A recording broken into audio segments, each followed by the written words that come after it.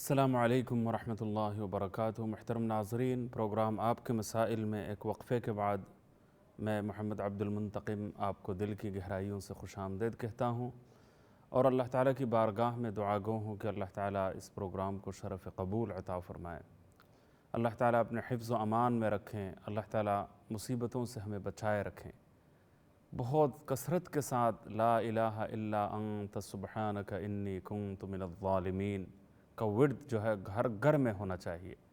یہ میرے استاذ محترم دور حاضر اور عصر حاضر کے سب سے محترم، انتہائی قابل احترام بزرگ عالم دین، محقق العصر، شیخ الحدیث اور شیخ الاسلام حضرت مفتی تقی عثمانی صاحب نے یہ مشورہ دیا ہے کہ بڑے عجیب و غریب اثرات ماشاءاللہ سامنے آتے ہیں اور غیر معمولی فائدہ اس کا پہنچتا ہے کہ ہم ہر گھر میں کثرت کے ساتھ سارے گھر والے لا الہ الا انت سبحانک انی کنت من الظالمین، لا الہ الا انت سبحانک انی کنت من الظالمین کا ورد اگر ہم جاری رکھیں گے اور سینکڑوں دفعہ روزانہ پڑھنے کا معمول اپنائیں گے تو انشاءاللہ تعالی اللہ تعالیٰ کا فضل و کرم شامل حال رہے گا، اللہ تعالیٰ اپنے حفظ و امان میں رکھے گا، اللہ تعالیٰ کی ناراضگی مول لینے والے جتنے کام ہیں ان سے ہم بچے رہیں۔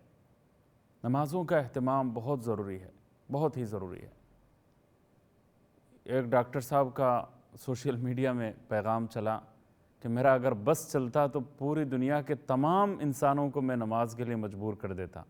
انہوں نے وہ سائنٹیفک فائدے ان کو نظر آئے، لیکن اب آپ اندازہ لگائیے کہ انسان کی صفائی کے لیے ہر نماز سے پہلے مسواک کی جاتی ہے، ہر وضو سے پہلے مسواک کی جاتی ہے، تو منہ کی صفائی، دانتوں کی صفائی کا کتنی دفعہ موقع ملتا ہے۔ اور اگر پنج وقتہ نمازوں کے علاوہ کچھ ایکسٹرا نمازیں پڑھنے کی توفیق اللہ تعالیٰ نے جن کو عطا فرمائی ہے، ان کو نہ جانے کتنی دفعہ وضو کرنے کا بھی موقع ملتا ہے، دانتوں کی صفائی کا موقع ملتا ہے، اور وہ ہر وقت اپنی صفائی کی طرف دھیان رکھے ہوئے ہوتے ہیں۔ اور ماشاءاللہ وضو کی برکت سے جن اعضاء جو ظاہری اعضاء جن میں وائرس وغیرہ لگ سکتے ہیں ان کو دھونے کا اللہ تعالیٰ توفیق عطا فرماتے ہیں۔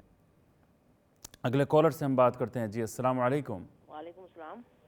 جی فرمائیے، کیا کہنا چاہیں گے آپ؟ مجھے یہ نا صبح شام کا ورد کرتے ہیں، یہ مجھے اس کا یہ چاہیے تھا نا۔ کیا ورد کرنا چاہیں گے آپ؟ صبح یہ میں معمول بناؤں پکا صبح شام کا ورد کروں، میں پریشان رہتی ہوں اس سے۔ اچھا، تو آپ فون رکھ دے، میں بتاتا ہوں پریشانی کا علاج کے لیے چند معمولات ایسے ہیں کہ جو ہر ایک کو اپنانے چاہیے۔ ان میں ایک تو یہ ہے کہ انسان 100 مرتبہ روزانہ استغفار کرے، استغفر اللہ ربی من کل ذنب واتوب الیہ، 100 مرتبہ استغفار کریں،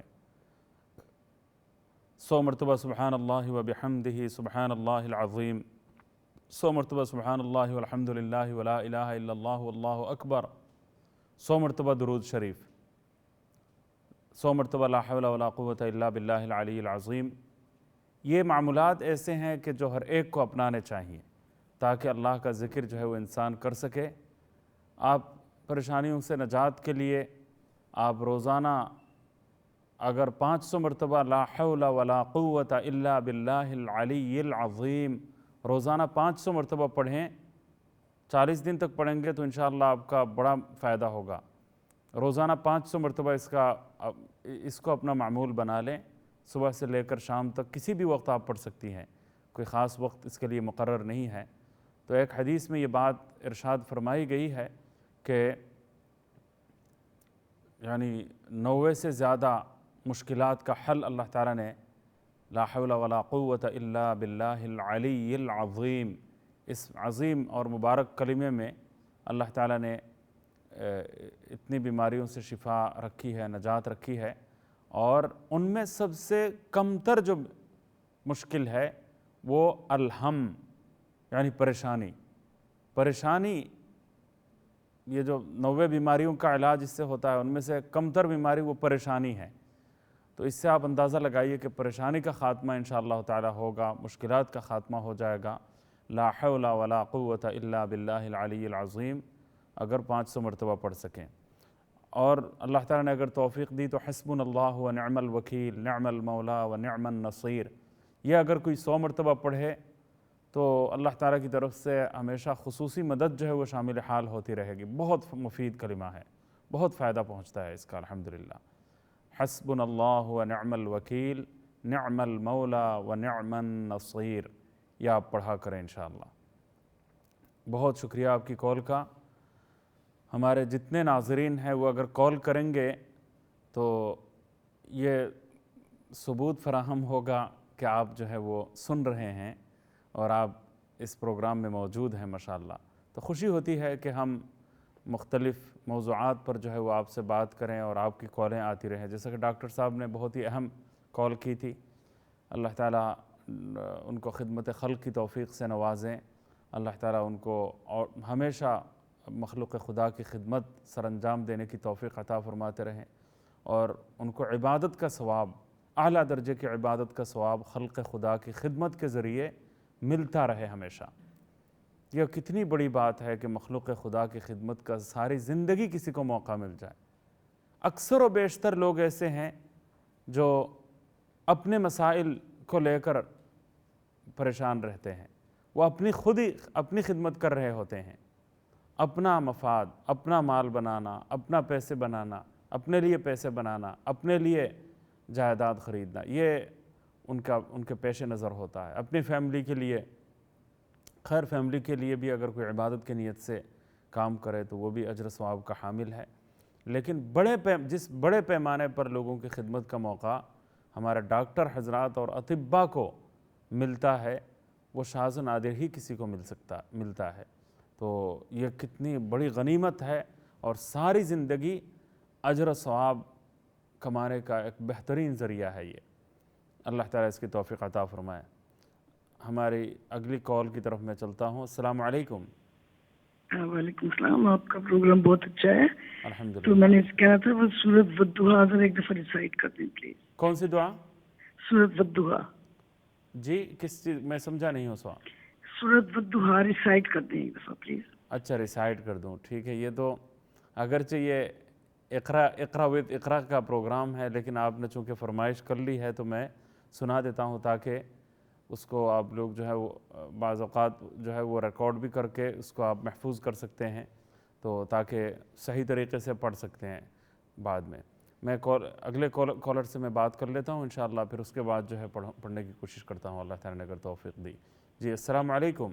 جی السلام علیکم۔ جی ٹھیک ہے آپ امام صاحب؟ الحمدللہ، اللہ کا شکر ہم لوگ دیکھ رہے ہیں آپ کا پروگرام، آپ یہ نہ سمجھے سارے دیکھ رہے ہیں، صرف جی ہم لوگ جو آپ اتنی اچھی باتیں کرتے ہیں، سب کچھ بتاتے ہیں، وہ کہتے ہیں ہم لوگ کہ وہ سنتے رہے۔ نہیں ماشاءاللہ سنتے تو ہیں، سنتے لیکن ہیں۔ ہاں یہ مجھے احساس ہے اس کا، کیونکہ بہت سی جگہوں پر میں دیکھتا ہوں، ملتا ہوں، تو لوگ جو ہے وہ اپنے فیڈ بیک کا اظہار کرتے ہیں، لیکن میں چاہتا ہوں کہ نہیں جو آپ کا کوئی بیان چھوٹے ہوتا موٹے ہے سوالات کر کے جو ہے شرکت بھی ہو جائے۔ جی آپ کے بیان ہوتا ہے نا، تو بندہ کہتے ہیں کہ اس کو ڈسٹرب نہ کرے، کہ کنٹینیو سنتے رہے، کوئی چیز آپ کی رہ نہ جائے، ورنہ تو سارا سنتے بھی ہیں، سیکھتے بھی ہیں، جو لکھتے ہیں ہم لوگ باقاعدہ، جو کچھ آپ بتاتے ہیں تنمول موتی ہیں آپ کے۔ جزاکم اللہ۔ اللہ آپ کو صحت دے، دعاؤں میں ہمارے ضرور یاد رکھیں، اللہ ہم کو بھی بس دنیا کی محبت ہمارے دل سے کم کرے اور آخرت کی فکر کرے۔ اللہم آمین۔ اللہ تعالیٰ آپ کی بات کو قبول فرمائے۔ آمین۔ یہ بہت ہی اہم بات آپ نے کہی ہے۔ حدیث میں رسول اللہ صلی اللہ علیہ وسلم نے ارشاد فرمایا ہے کہ حب الدنیا رأس کل خطیئہ، حب الدنیا رأس کل خطیئہ، دنیا کی محبت تمام گناہوں کی جڑ ہے۔ یعنی جتنے گناہ دنیا میں ہو رہے ہیں وہ دنیا کی محبت کی وجہ سے یہ سارے گناہ ہو رہے ہیں۔ تو اس لیے دنیا کی محبت دل میں جب بیٹھ جاتی ہے تو سارے گناہ ہوتے ہیں۔ انسان جھوٹ بولتا ہے تو پیچھے دنیا کی محبت کار فرما ہوتی ہے، جوا کھیلتا ہے تو دنیا کی محبت پیش نظر ہوتی ہے، حرام خوری کرتا ہے، کام چوری کرتا ہے اور بددیانتی کرتا ہے، خیانت کا ارتکاب کرتا ہے، بدعنوانی اور کرپشن کا ارتکاب کرتا ہے، تو اس کے پیچھے آپ کو ایک ہی سبب نظر آئے گا، اور وہ دنیا کی محبت ہے۔ دنیا کی محبت میں دو چیزیں ہوتی ہیں، ایک حب مال اور ایک حب جاہ۔ جاہ کہتے ہیں منصب، عہدہ، عزت، پوزیشن۔ وہ جو پوزیشن حاصل کرنے کے لیے اور رتبہ حاصل کرنے کے لیے، عزت اور جاہ و منصب حاصل کرنے کے لیے انسان جو تگدو کرتا ہے، یا پھر مال میں اضافہ ہو جائے، یا عزت و منصب، جاہ و منصب میں اضافہ ہو جائے، عزت میں اضافہ ہو جائے، اونرشپ میں اضافہ ہو جائے، کسی بھی طریقے سے وہ دنیاوی عزت کا مالک بن جائے، تو ان دو چیزوں کے لیے انسان اپنی کوششیں بروئے کار لاتا ہے۔ تو یہ دونوں جو ہے وہ حب الدنیا میں داخل ہے، دنیا کی محبت میں داخل ہے۔ تو یہ چیز، اسی کی وجہ سے انسان جو ہے وہ سارے گناہ کرتا ہے۔ تمام گناہوں کے پیچھے یہ دو سبب نظر آئیں گے، اور یہ دونوں اسباب جو ہے وہ دنیا کی محبت ہیں۔ میں ماشاءاللہ سورہ والضحیٰ کی تلاوت کے لیے بہن نے فرمائش کی ہے، تو میں سنا دیتا ہوں، کیونکہ قرآن کریم کی تلاوت کا حکم دیا ہے، اور اس کو آپ لوگ جو ہے اپنے ریکارڈ پر بھی رکھ سکتے ہیں، تاکہ آپ پڑھ سکیں، بعد میں اس کی مشق کر سکیں، یا اپنی تلاوت کی تصحیح کر سکیں انشاءاللہ، اللہ تعالیٰ نے اگر توفیق دی۔ خود میں محتاج اصلاح ہوں، لیکن پھر بھی پڑھتا ہوں الحمدللہ۔ اعوذ باللہ من الشیطان الرجیم،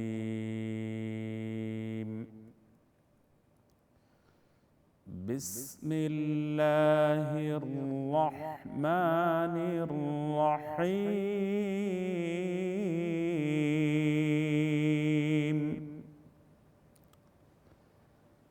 والضحى والليل إذا سجى ما ودعك ربك وما قلى، والضحى والليل إذا سجى ما ودعك ربك وما قلى،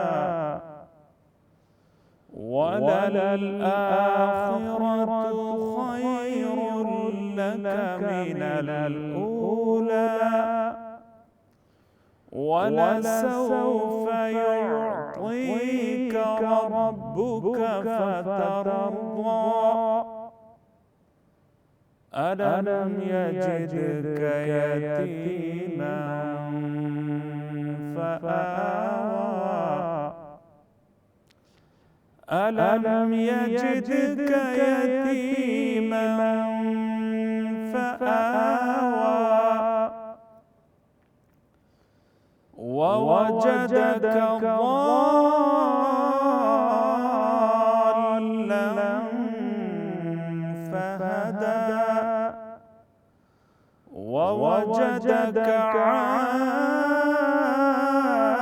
عائلا فأغنى، فأما اليتيم فلا تقهر، وأما السائل فلا تنهر، وأما بنعمة ربك فحدث، صدق اللہ العظیم۔ اللہ تعالیٰ قبول فرمائے، اللہ تعالیٰ قرآن کریم کی صحت کے ساتھ تلاوت کی توفیق سے نوازے۔ قرآن کریم میں فرمایا گیا ہے کہ وَرَتِّلِ الْقُرْآنَ تَرْتِيلًا، کہ قرآن کریم کو اے نبی کریم صلی اللہ علیہ وسلم آپ ترتیل کے ساتھ، تجوید کے ساتھ، آہستگی کے ساتھ، ٹھہر ٹھہر کر آپ پڑھیے۔ یہ جو قرآن کریم کی تلاوت کی بعض لوگوں میں یہ بات ہے کہ ٹرینیں چلتی ہیں، اور رمضان میں آدھے گھنٹے میں پورا پارہ پڑھنے کی مشق ستم جو چلتی رہتی ہے، الفاظ بالکل سمجھ میں نہیں آتے، تو یہ قرآن کریم کے ساتھ بے ادبی کے شامل ہے۔ قرآن کریم کے ساتھ اس کی وجہ سے گستاخی ہوگی۔ قرآن کریم کی تلاوت ہو، یعنی بہت ہی زیادہ وقت لیا جائے، اس کی بھی کوئی ضرورت نہیں ہے۔ انسان ذرا درمیانے درجے میں تلاوت کرے، खूबसूरत तरीक़े से इंसान जो है अपनी तिलावत जारी रखे। अल्लाह ताला इसकी तौफ़ीक़ तमाम भाइयों और बहनों को अल्लाह ताला अता फ़रमाए। मैं शुरू में एक मौजू को लेकर मैं चला था, लेकिन बाद में माशाअल्लाह सवालात आपकी तरफ से आ गए। वो मौजू ये है कि औरतों और मर्दों की तख्लीक़ के निज़ाम में अल्लाह ताला ने बड़ा फ़र्क रखा है। हर एक की तख्लीक़ ही के ज़रिए अल्लाह ताला ने ज़िम्मेदारियाँ गोया बाँट दी है, तक़सीम कर दी है। हर एक का मैदान अलग है। और इंसानी ज़िंदगी में एक और मुक़द्दिमा मैंने बयान किया था, यानी इंट्रोडक्शन के तौर पर एक बात मैंने ये बताई थी कि मर्दों और औरतों की तख्लीक़ में नुमाया फ़र्क एक ऐसी हकीकत है कि जिससे इनकार नहीं किया जा सकता, कोई भी इनकार नहीं कर सकता। और दूसरी हकीकत यह है कि इंसानी ज़िंदगी का जितना काम है, जितने कारनामे हैं, उन कारनामों के पीछे ज़िंदगी के दो हिस्से हैं, एक घरेलू ज़िंदगी और एक घर के से बाहर की ज़िंदगी, और दोनों मिलकर इंसानी ज़िंदगी की तकमील होती है। यह हमारे साथी जितने काम कर रहे होते हैं, इनको अगर सोने का मौका ना मिले, उनको अगर सुकून हासिल करने का जिस्मानी तौर पर मौका ना मिले, तो यहाँ आकर ये काम ना कर सकें, ना कर पाएँ, तो हर एक को अपना काम करके फिर अपने घर जाने की ज़रूरत होती है। तो घर का अपना एक निज़ाम होता है, इससे औलाद की पैदाइश का ताल्लुक़ भी उसी घर के घरेलू निज़ाम से है। फिर औलाद की परवरिश का निज़ाम घरेलू ज़िंदगी के साथ वाबस्ता है। औलाद की तालीम और तरबियत का निज़ाम घर की ज़िंदगी के साथ मुंसलिक है। सारे बच्चे स्कूल में जाते हैं, लेकिन रात को ठीक टाइम पर जो है सुलाना, ठीक सही वक्त पर जगाना, नाश्ता करवाना, कपड़े पहनाना, नहलाना, गुस्ल करवाना और तैयार करके देना, इसके पीछे वही बच्चा अगर 6-7 घंटे पढ़ता है, 8 घंटे पढ़ता है, स्कूल में होता है, लेकिन उसके पीछे बाद में जो पूरा वक्त जो है स्कूल पहुंचाना, स्कूल से ले जाना, और फिर नींद ना हो तो कोई भी काम इंसान नहीं कर सकता, आराम अगर ना करे तो कोई काम भी नहीं कर सकता। उसके बाद जो है उसके जिस्मानी तकाज़े होते हैं, उसकी ख्वाहिशें होती हैं, उसकी तमन्नाएँ होती हैं, उसके फितरी तकाज़े होते हैं, बहुत सारी चीज़ों की ख़रीदारी होती है। ये सारा काम जो है वो माएँ करती हैं, बाप करते हैं, भाई करते हैं, घर के बड़े अफराद जो है वो करते हैं। तो औलाद की तरबियत का ताल्लुक़ कह लें, ख़ुद अपने जिस्मानी सुकून का ताल्लुक़ कह लें, वो घरेलू ज़िंदगी से है। और औलाद की पैदाइश, औलाद की परवरिश और औलाद की तरबियत, तीनों निज़ामों का ताल्लुक़ जो है वो घरेलू ज़िंदगी के साथ है। तो और फिर बाहर की ज़िंदगी में इंसान काम काज करता है, मुल्क को तरक्की देने के लिए, उम्मत को तरक्की पहुँचाने के लिए, मुल्क को मिल्लत के लिए और दीन और दुनिया के लिए वो काम कारनामे सर अंजाम देता है। तो उसके पीछे घरेलू ज़िंदगी का होना लाजमी ज़रूरत है, फितरी तकाज़ा है। तो ये दो अहम शुअबे हैं ज़िंदगी के, तो एक घरेलू ज़िंदगी और एक बाहर की ज़िंदगी। तो फितरी तौर पर, बुनियादी तौर पर अल्लाह ताला ने औरतों के ज़िम्मे घरेलू ज़िंदगी का काम सपुर्द किया है, ताकि ये निज़ाम ठीक रहे, ये निज़ाम दुरुस्त रहे और पूरी इंसानी तरक्की और नस्ल इंसानी की बका के लिए इंसानी तनासुल का, इंसानी नस्ल इंसानी का तसलसल ज़रूरी है।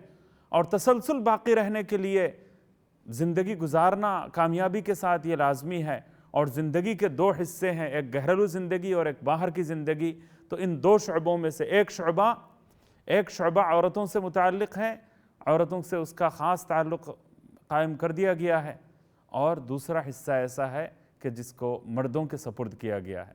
बड़े बड़े स्कूलों में गैर मुस्लिम ख़वातीन होती हैं, लेकिन बच्चों की पैदाइश का मरहला जब आता है तो 1 साल के लिए उनको भी छुट्टी चाहिए होती है, और हर कोई ये छुट्टी लेती है।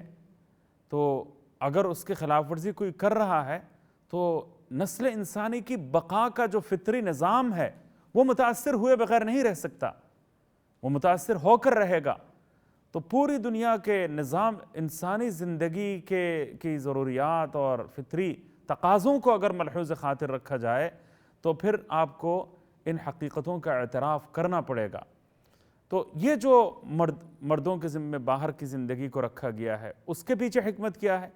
मर्दाना जिस्म की जो साख्त है, उनके जो निज़ाम तख्लीक़ है, اس میں آپ کو یہ بات کھلی طور پر نظر آئے گی کہ باہر کے سارے کام زیادہ محنت طلب اور مشقت طلب ہوتے ہیں اور زیادہ طاقت اور قوت چاہتے ہیں باہر کے کام، اور گھریلو کام میں نسبتاً طاقت اور قوت صرف کرنے کی کم ضرورت پیش آتی ہے۔ تو اور مردوں کو اللہ تعالیٰ نے فطری طور پر، تخلیقی طور پر جسمانی قوت زیادہ دی ہے، تو باہر کا کام ان کے سپرد کیا گیا ہے اور گھریلو کام جو ہے وہ خواتین کے سپرد کیا گیا ہے۔ تو عورتوں کو اپنے دائرے میں رہنا چاہیے اور ان کو باہر نکال کر ان کے عزت اور ناموس کو تار تار کرنا، ان کو بے عزت کرنا، یہ کوئی عقل مندی اور ہوش مندی کا تقاضا نہیں ہے۔ جو لوگ باہر نکالنا چاہتے ہیں، نکالنے والوں کی کتابیں پڑھیں، انہوں نے کتابوں میں لکھا ہے، ہم نے نکال تو دیا ہے۔ میخائیل گورباچوف نے اپنی کتاب میں پورسٹرائکا میں یہ بات لکھی ہے کہ ہم نے نکال تو دیا ہے لیکن اب واپس گھر بھیجنے کا کوئی راستہ ہمیں نظر نہیں آ رہا، اور پوری دنیا میں اخلاقی دیوالیہ پن اور مشکلات کا جو ایک سیلاب ہمارے سامنے ہے، ناجائز انسانوں کے تناسب میں دن بدن جو اضافہ ہو رہا ہے، اور اس کی وجہ سے خاندانی نظام جس طرح درہم برہم ہو گیا ہے اور بہت ساری مشکلات پیدا ہو گئی ہیں، ان کا خاتمہ کرنے کے لیے ہمیں واپسی کا راستہ ہمیں نظر نہیں آ رہا۔ تو مزید باتیں انشاءاللہ اس سلسلے میں اور بھی ہوں گی۔ آج پروگرام کا وقت اختتام کو پہنچتا ہے، اجازت چاہتا ہوں، دعاؤں کی درخواست ہے۔ السلام علیکم ورحمۃ اللہ وبرکاتہ۔